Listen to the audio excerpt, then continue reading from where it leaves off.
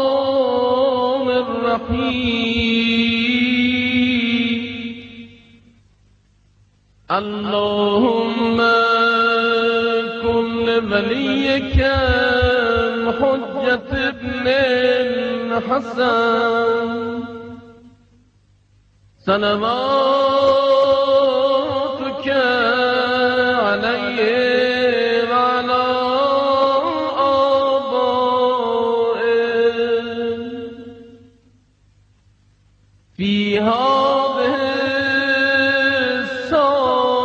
الساعة وفي كل ساعة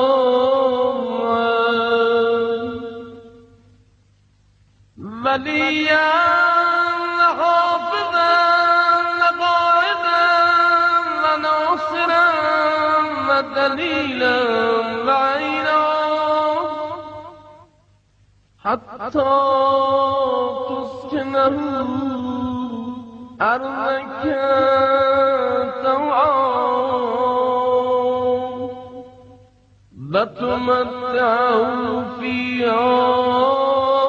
طويلا